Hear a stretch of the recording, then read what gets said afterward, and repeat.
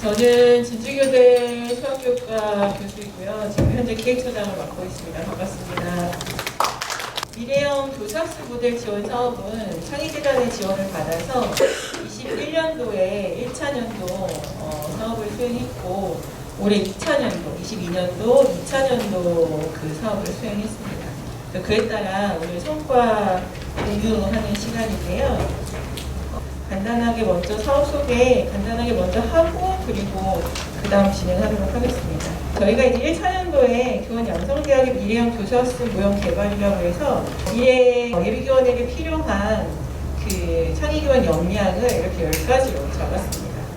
그러니까 뭐 예를 들어서 교수 이제 과거와 현재 그리고 미래에서 추구해야 하는 갖추어야 되는 역량을 이렇게 정의를 내리고요. 그리고 각각에 대해서 각 역량의 하위소를 네 가지로 잡고 그것을 정의하고 또 학생들에게 이러한 능력을 키워주기 위해서 교과 개선을 했습니다. 올해 2022학년도 1학기와 2학기에 실제로 미래 창의교원 역량을 함량시키기 위해서 교육과정을 개선한 현황입니다.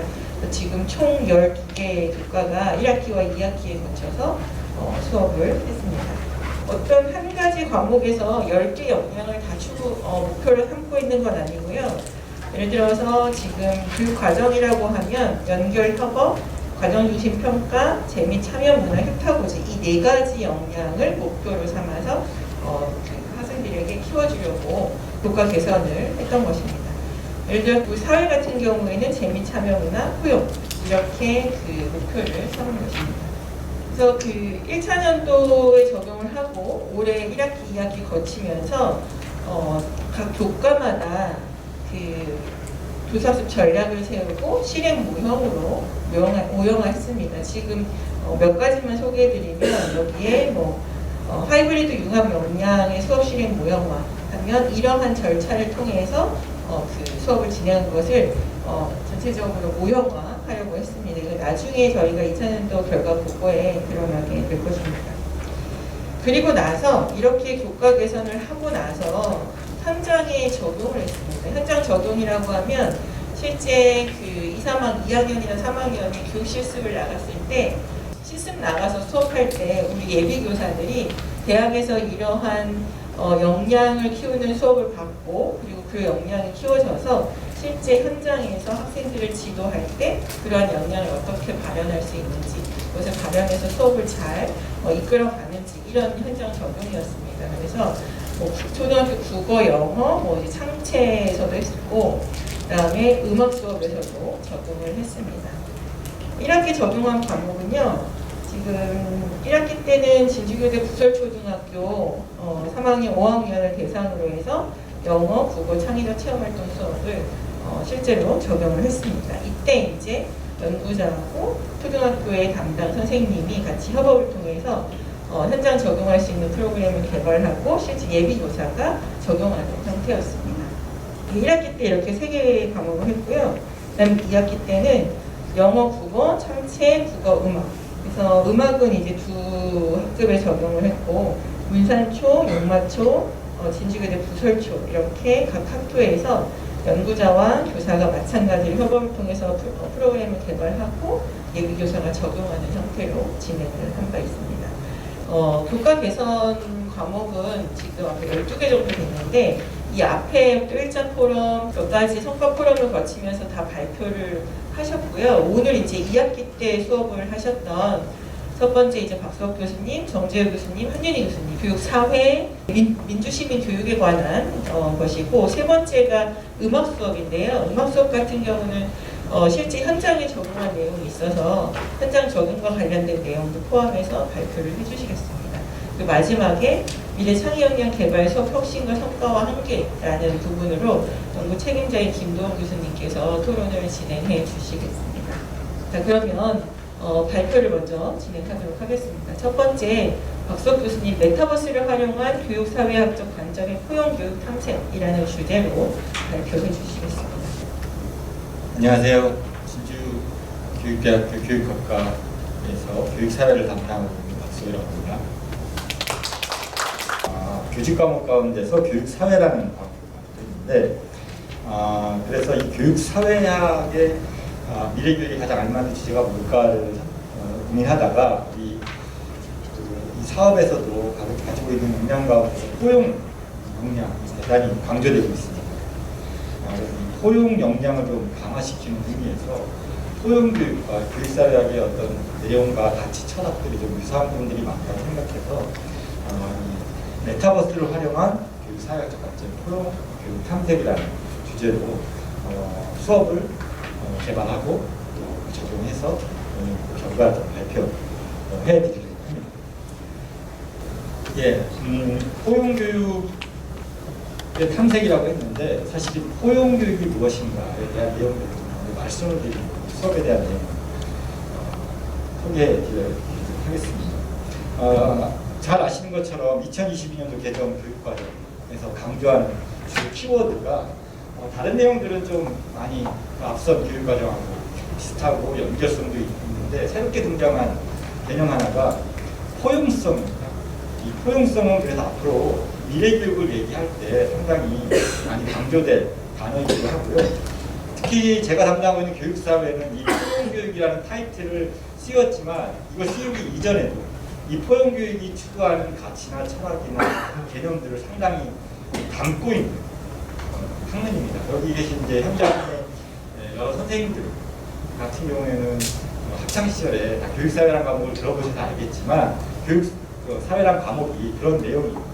그렇기 때문에 이 포용교육을 좀 진행하기 교육사회라는 과목이 가장 적절한 과목이 아닌가라는 생각을 합니다. 근데 이 교육사회라는 과목 자체가 실제로 초등학교 과목으로 있는 게 아니기 때문에 이걸 교육사회학 내용들을 어떻게 아이들을 가르칠 것인가에 대한 내용들이 이 수업의 초점이 아니라 예비교사들에게 포용교육 환경, 포용적인 교실 속에서 어떠한 매체를 활용하고 어떠한 철학과 가치를 가지고서 학생들을 가르칠 것인가에 초점을 둬서 수업을 설계했다라고 보시면 됩니다. 그래서 먼저 포용교육이 무엇인가에 대한 개념을 좀 먼저 살펴보도록 하겠습니다. 포용교육은 사실은 오래전부터 이 교육학 분야에서 논의가 됐던 겁니다. 주로 어디서 논의가 되냐면 장애교육. 그래서 이게 이미 1980년대 초에 포용교육, 인클루시브 에듀케이션이라는 용어 자체가 자주 등장한 거는 최근의 일이지만 80년대 분원에서 상당히 많이 나오고 있습니다. 그래서 장애교육 위주, 즉 장애 아들을 어떻게 가르칠 것인가, 일반 교육 속에서 어떻게 가르칠 것인가, 아니면 특별하게 어떻게 가르칠 것인가 하는 특수교육 쪽에서 많이 논의됐던 내용인데 그 이후에 다문화 교육이 우리 사회에서 확대되면서 다문화 교육이 추구하는 다양성이라는 의미에서 포용교육의 또 철학이 또 표현되기도 했습니다. 근데 이 포용교육은 민주시민교육과도 상당히 유사합니다. 민주시민교육이 가리키는 것이 인권, 불평등, 계층 이런 내용들을 담고 있기 때문에 이것 역시 포용교육이 추구하는 바와 크게 다르지 않다라고 볼 수 있습니다. 그렇기 때문에 포용적인 교실이라고 하면 사회적 계층이나 지위, 신체적 장애 등과 상관없이 모든 이들이 충분한 학습 기회를 얻을 수 있는 상태에 이를 수 있는 수업 환경이다라고 정의를 하게 되는 것입니다.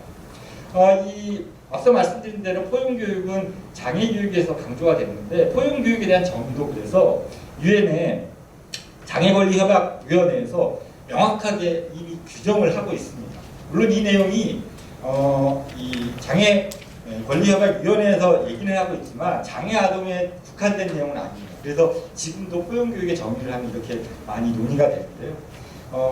적절한 연령대의 모든 학생들이 가장 적절하게 반응하는 평등하고 참여적인 학습경과 환경을 바탕으로 해서 장복을 극복하기 위한 교육의 내용이라든지 교수법이라든지 접근 방식, 구조 전략 등을 계획하는 과정이다라고 포용교육을 정의하고 있습니다.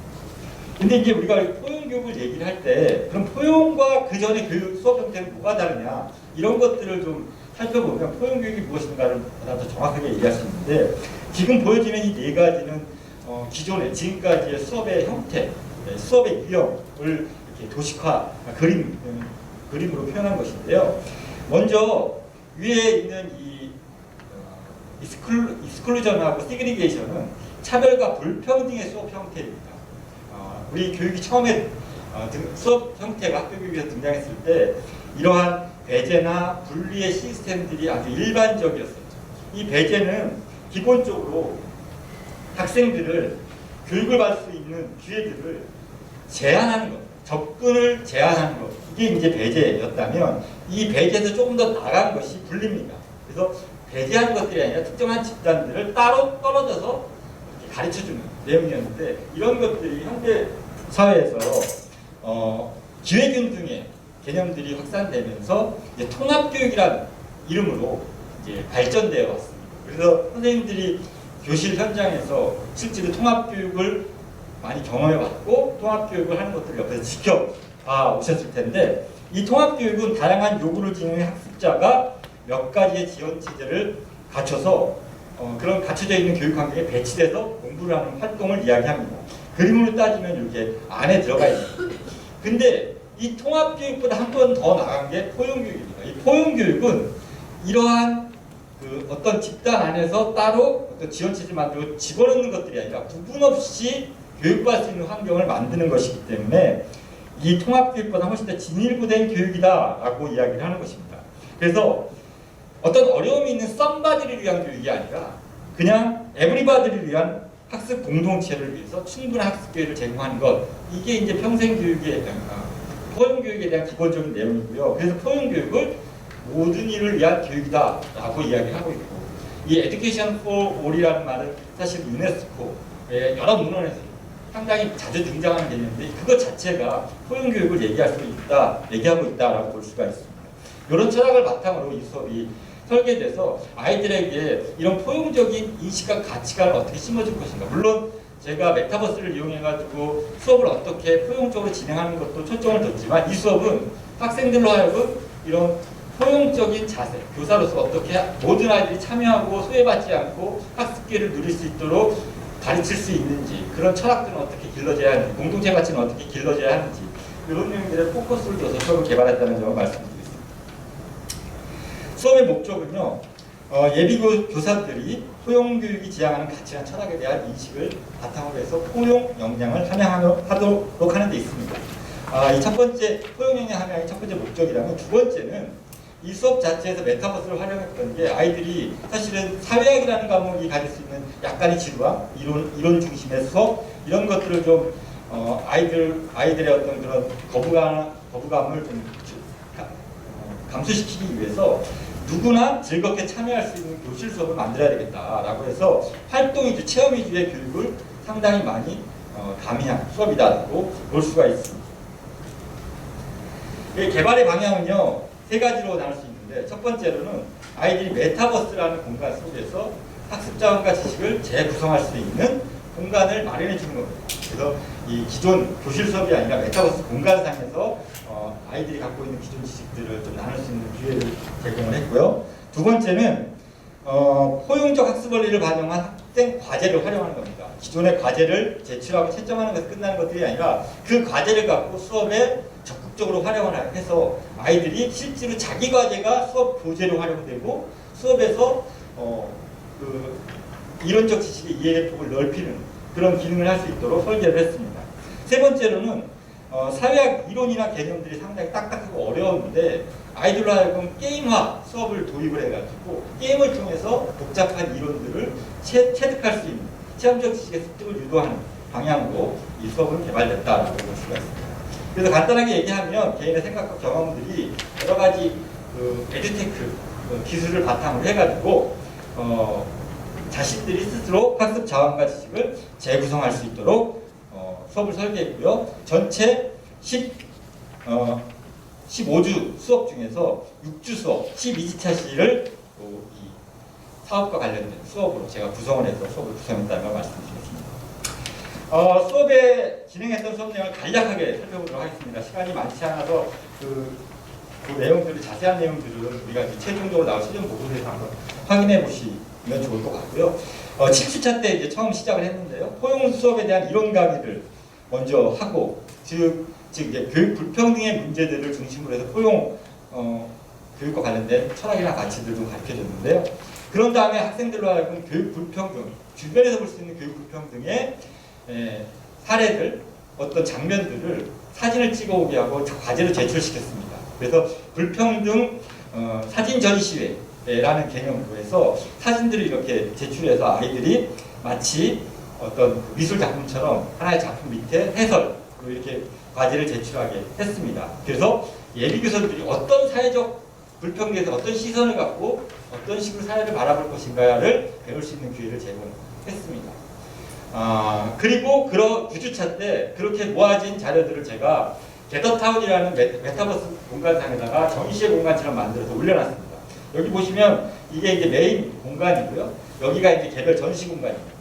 그렇게 해서 모든 학생들이 자기가 제출한 과제를 강사한테 평가받는 수준이 아니라 서로 동료들 간에 평가할 수 있도록, 그리고 A, B, C반 세 개 반을 운영을 했는데 A반 학생이 B반, C반 학생들, 그러니까 전체 학생들 같이 공유할 수 있도록 했습니다.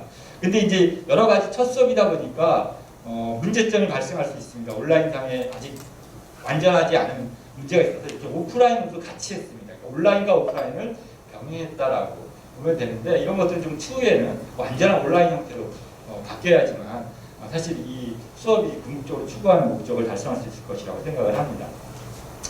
그렇게 해서 학생들한테 이걸 전시로 끝나는 게 아니라 방명록을 작성하겠습니다. 이게 방명록이 평가의 개념이 있는데요. 방명록도 있고 작품 비평이 있습니다. 앞서 얘기한 대로 이 전시 공간에 들어가면 여기서 쓰는 게시판이 있습니다. 여기서는 작품에 대한 내용을 쓰게 있고, 요 앞에 있는 그 전시회 공간에 들어가기 전에 있는 방명록에다가는 전체 수업에 대한 평을 했는데요. 학생들의 대단히 만족도는 높았습니다. 수업 결과는. 그래서 몇 가지 이제 방명록에서 한 내용들을 좀 제가 적어 왔는데요. 가령 이제 학생들은 기본적으로 기존의 과제 제출하고는 달랐다라는 느낌들이 많았습니다. 그래서 더 집중해서 과제물을 좀 확인할 수 있었던, 내가 낸 과제물을 확인할 수 있었던 기회였다라고 이야기를 했고요.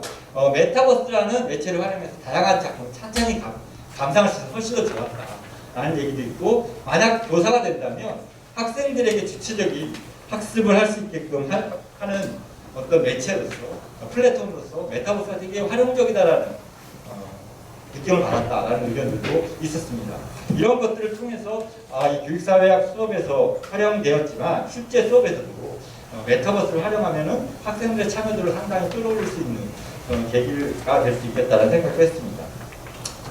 10주차와 11주차 때는 이제 사회자본이라는 교육사회학에서 대단히 중요한 개념인 사회자본에 대한 강의를 하고, 실내게임이라는 게임을 진행했습니다. 이 게임이 뭐냐면, 우리가 사회자본이라고 하면 사실은 대충은 알고 있지만 정확하게 모르는데, 이 사회자본의 여러 가지 유형 가운데 하나는 이제 신뢰라는, 개인의 신뢰라는 개념으로 설명을 한 여러 가지 연구들이 많습니다. 행동경제학 연구에서도 이런 연구들이 많이 되고요. 사회학 연구에서 당연히 많이 되고 있습니다. 그래서 아이들에게 조별로 나누어서 서로 모르는 친구들끼리 페어를 묶은 다음에 돈을 주고받는 과정들을 통해서 더 많이 믿고 자기 돈을 나눠줄 때 더 많은 이익이 돌아오는 과정들을 체험할 수 있도록 했습니다. 그래서 수업의 효과를 높이기 위해서 실제로 학생들에게 현금을 직접 나눠주고, 현금을 통해서 현금이 어떻게 해서 불어나서 개인에게서 이익이, 즉 무형의 사회적 자본, 신뢰관계가 어떻게 유형 자본을 창출하는지를 게임을 통해서 아이들한테 시켜봤더니 훨씬 더 사회자본에 대한 개념들을 빠르게 이해하고 더 깊게 이해하는 그런 효과를 가져왔다라고 볼 수가 있습니다. 그리고 14주차, 15주차 때는 저희 과제 하나를 더 내줬는데, 또 하나의 과제가 뭐냐면 도서과제입니다. 독후감 과제를 줬는데, 그 독후감 과제가 이 능력주의, 계층화, 불평등 관련된 책이었습니다. 그래서 그 책 내용들을 학생들로 하여금 읽어오게 하고 독후감을 발표하는데, 이것은 앞서 얘기한 메타버스상에서 이렇게 점시 공간이 아니라 학생들하고 모든 토론을 시켰습니다. 그리고 모든 토론을 통해서 나온 그 결과를 모든 별로 컨퍼런스에서 학술대회에 발표하듯이 발표를 시켜서 이렇게 여러 학생들과 공유할 수 있는 시간들을 가졌습니다. 뿐만 아니라 제가 여기서 보여주는 것들은 뭐냐면, 그 능력주의, 요즘 이제 능력주의가 대단히 중요하던데, 요즘 젊은 우리 예비 교사들은 능력주의가 어쩔 수 없지만, 여러 가지 모습도 있지만 가장 중요한 가치다, 공정한 사회적 공정, 선발 기준의 가치다라고 얘기하는데, 그게 왜 모순이 많은지를 실제로 제가 하나의 어떤 한 명의 사례를 설명해 줬는데, 이 사례가 똑같이 사회적 성공을 하는 사람입니다. 똑같은 내용을 다 담고 있는데 맨 마지막 이 패러그래프가 내용이 다릅니다. 한 학생은 이쪽 A, 이쪽 이 내용은 나의 능력 때문에 내가 이렇게 성공할 수 있었다는 걸 끝맺는 내용이고요. 여기는 내가 이렇게 성공한 걸 알고 보면 주변 사람들의 도움이었다. 나는 운이 좋았다. 라는 내용인데 그 결과 아이들이 이게 설문에 응답하거든요. 그럼 어떤 사람이 우리 공동체에서 필요한 사람이고 내가 더 많이 여러 가지 가치를 나눌 사람인가에 대한 설문을 조사했는데 보시는 것처럼 이렇게 훨씬 더 높게 나타납니다. 근데 이 연구는 제가 그냥 한 게 아니라요. 이미 미국에서 이 관련된 연구를 하는 교수들이 미국 대학생들을 상대로 똑같은 실험을 했는데요. 결과가 상당히 유사하게 나왔습니다. 그래서 아이들로 하여금 이렇게 일반적으로 우리가 공동체 사회에서 그 능력주의가 갖고 있는 문제점들에 대해서 우리는 좋다고 하지만 실제로 그 능력주의가 너무 강조됐을 때 나타나는 모순점들에 대해서 스스로 인지할 수 있도록 하는 수업을 진행했습니다. 그렇게 해서 이 수업은 수업에 대한 전반적인 만족도는 상당히 높게 나타났습니다. 그리고 이 사전사업평가는 뭐냐면 재미와 참여 문화 역량 그리고 포용 역량이 제가 이 연구를 통해서 추구하는 기르고자 하는 역량이었는데 그 역량이 수업을 시작하기 전에는 4.01, 3.86 정도였는데 수업 이후에 상당히 많이 높아진 것을 볼 수가 있습니다. 그러니까 수업을 통해서 이 역량들이 충분히 그 한 학기 동안 수업이었지만 충분히 개선될 수 있었다는 가능성을 확인한 수업이었다고 볼 수가 있습니다. 수업을 마치면서 시사점과 개선점을 좀 정리를 해봤었는데요. 시사점은 메타버스 환경에서 포용교육의 가능성을 확인을 했다. 메타버스가라는 공간이 포용교육을 하기에 대단히 유용한 공간이 되겠다라는 생각했고요. 두 번째, 다면평가 많이 하는데 자연스럽게 다면평가가 이루어질 수 있는 공간이다. 이게 강사 혼자서 어떠한 과제를 평가하고 하는 것들이 아니라 학생들 스스로 동료평가도 하고요. 또 강사의 평가를 또 받아서 또 다른 학생들이 강사의 평가에 대한 또 평가를 할 수 있는 그런 공간들이 앞서 얘기했던 패들렛이나 뭐 방명록 기능을 이용해가지고 충분히 많이 공유가 됐습니다. 그리고 관념적 지식, 사회학이 갖고 있는 대단히 그 관념적 지식들을 시험적 지식으로 전환시키는데 상당히 의미 있는 수업이 될 수 있었다라는 거 하고 아이들에게 집단지성의 힘, 즉 아이들이 갖고 있는 기본적인 그 도서를 읽고 나면 독후 감상으로 끝나는 게 아니라 다른 친구들의 생각, 같은 책을 읽었는데 왜 이렇게 다른지 제가 일부러 조별로 그렇게 묶어놓기도 했거든요. 못 읽어요. 그래서 좀 더 다른 인식차를 어떻게 좁혀나가는 것들을 제가 지켜봤는데요. 그렇게 해서 집단지성의 힘을 보여줄 수 있는 가능성이 컨퍼런스라는 시스템을 통해서 얻어낼 수도 있겠다는 생각을 했습니다. 근데 좀 개선점은 뭐냐면 여전히 우리가 이제 미래교육 하고 있지만 여전히 많이 부족합니다. 제가 게더타운이라는 걸 사용했지만 이게 인터페이스 별로 그렇게 썩 좋지가 않습니다. 그래서 좀 더 많은 이런 기술적인 인프라가 좀 많이 개선돼야지만 이 수업이 실제 현장에서 더 잘 사용이 되겠다라는 생각이고요. 두 번째로는 제가 이제 딱 16주에 끝이다 보니까 학생들이 논의를 많이 해야 되는데 하루 만에 이 컨퍼런스를 끝내서 그리고 사실 사진 이 메타버스를 하는 것들도 다 당일로 끝내다 보니까 학생들의 조금 더 충분한 논의와 발표 시간, 정보 공유의 시간들을 가져준다면 좀 더 학생 주도의 수업이 이루어질 수 있겠다. 그래서 이게 이제 올해 저희가 3차 사업을 앞두고 있는데 3차 사업을 하게 되면 이런 내용이 좀 개선될 필요가 있지 않겠나라고 생각을 했습니다. 예, 여기까지가 제 수업 진행 발표드리겠습니다. 감사합니다.